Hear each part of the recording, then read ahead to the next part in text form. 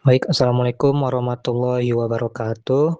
Di sini kami dari kelompok 7 akan mempresentasikan hasil proyek kami dengan judul Kerusakan Lingkungan, Pantai, dan Pencemaran Mikroplastik.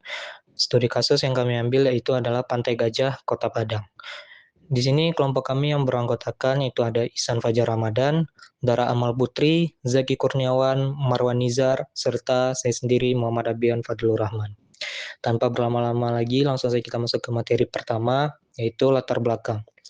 Nah, permasalahan lingkungan pesisir di Kota Padang semakin kompleks akibat meningkatnya aktivitas antropogenik dan tekanan terhadap ekosistem laut. Sampah laut atau marine debris itu menjadi isu global dan nasional. Dominasi sampah plastik dan karet di pesisir Sumatera Barat serta Pantai Gajah menghadapi tantangan serius sebagai kawasan wisata andalan. Terakhir kurangnya kesadaran masyarakat dan keterbatasan fasilitas publik. Baik, selanjutnya yang akan dijelaskan oleh rekan saya yaitu Ihsan Fajar Ramadan. Kepada Ihsan, disilakan. Baik, terima kasih kepada moderator.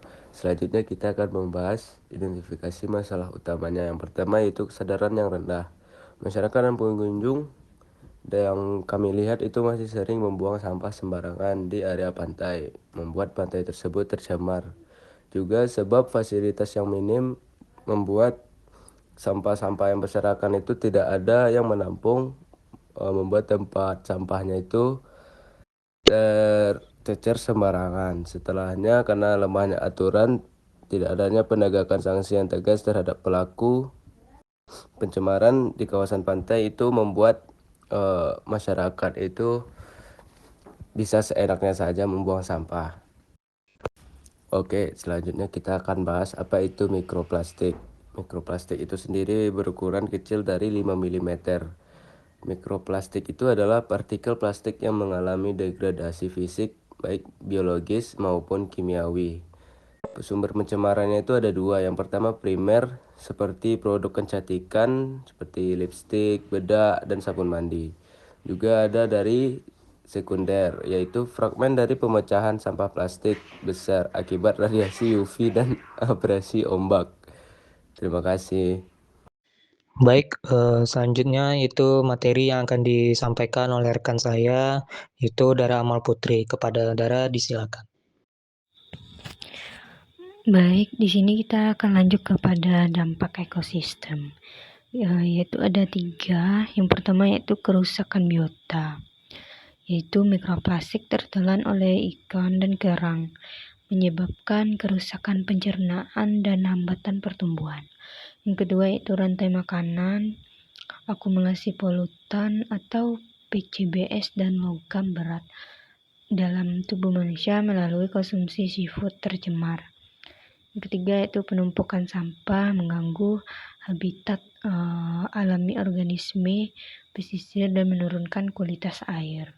Dan selanjutnya kita lanjut pada perbandingan berat sampah laut. Di sini ada 4 pantai. Yang pertama itu Pantai Muara yang beratnya itu 3.878,2 gram.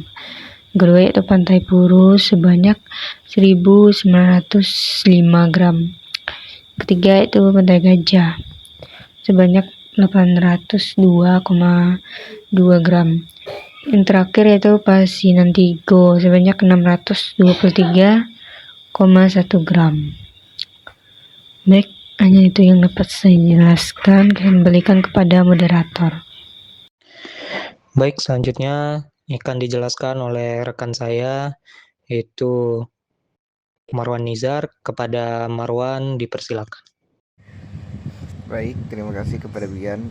Jadi saya akan membacai temuan lapangan Pantai Gajah. Yang pertama ada aspek pengamatan dan temuan di lapangan. Yang pertama itu ada kondisi kebersihan yang dimana kurang baik. Sampah tersebar di hampir seluruh area titik kumpul pengunjung. Terus yang kedua ada jenis sampah dominan yang ditemukan di lapangannya seperti plastik sekali pakai dan styrofoam. Terus yang ketiga ada faktor alam. Temuan di lapangannya seperti ada ranting, dedaunan, dan sampah kiriman yang dibawa oleh arus ombak laut. Yang keempat ada fasilitas publik yang yang ditemukan adalah sangat terbatas tempat sampah, terus sangat terbatas tempat sampah merata dan papan informasi yang minim. Baik, terima kasih. Saya kembalikan kepada moderator. Baik, kepada rekan saya selanjutnya akan menjelaskan itu Zaki Kurniawan. Kepada Zaki, disilakan. Baik, selanjutnya ada dampak sosial dan ekonomi. Yang pertama itu ada penurunan estetika. Pantai yang kotor mengurangi kenyamanan pengunjung. Selanjutnya penurunan wisatawan. Berdampak langsung pada okupansi dan minat kunjungan kembali. Selanjutnya ada kerugian ekonomi.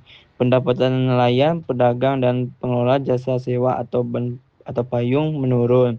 Selanjutnya ada kesehatan risiko. Sarang nyamuk dan penyakit akibat lingkungan tercemar saat musim hujan. Baik, di sini saya akan menjelaskan strategi penanggulangan kolaboratif. Yang pertama itu dari pemerintah. Jadi penyediaan infrastrukturnya atau tempat sampah terpilah dan penegakan regulasi sanksi tegas. Selanjutnya ada masyarakat. Di sini gotong royong rutin, pembentukan komunitas peduli pantai dan pemilahan sampah rumah tangga. Selanjutnya ada mahasiswa. Sosialisasi edukasi, aksi bersih pantai atau beach cleanup, dan penelitian berkelanjutan. Sekian dari saya kembalikan kepada moderator. Baik, kesimpulan dari proyek kami yaitu pencemaran sampah plastik di Pantai Gajah telah mencapai tahap mengkhawatirkan karena terurai menjadi mikroplastik yang meracuni biota laut dan mengancam kesehatan manusia melalui rantai makanan. Kondisi ini dipicu oleh rendahnya kesadaran publik, minimnya tempat sampah, serta lemahnya penegakan sanksi. Akibatnya, kerusakan lingkungan ini tidak hanya merusak ekosistem, tetapi juga menurunkan estetika pantai yang berdampak langsung pada merosotnya jumlah wisatawan dan perekonomian warga lokal. Oleh karena itu, pemulihan kawasan Pantai Gajah mutlak memerlukan sinergi kolektif segera antara pemerintah dalam hal regulasi, masyarakat dalam aksi jaga kebersihan, dan akademisi melalui edukasi berkelanjutan. Baik, di sini kami menampilkan saran, yaitu ada saran jangka pendek. Untuk jangka pendeknya itu ada penambahan jumlah tempat sampah terpilah secara merata, kemudian pemasangan papan himbauan atau edukasi yang menarik, serta aksi bersih pantai mingguan oleh komunitas lokal. Selanjutnya, saran untuk jangka panjang yaitu implementasi denda administratif bagi pelaku pembuangan sampah sembarangan, program edukasi pengelolaan sampah dari sumber atau rumah tangga, serta yang terakhir itu audit mikroplastik rutin di wilayah pesisir Kota Padang. Baik, sekian presentasi dari kelompok kami. Bila ada salah kata mohon dimaafkan. Kami tutup. Wabillahi taufiq wal hidayah. Assalamualaikum warahmatullahi wabarakatuh.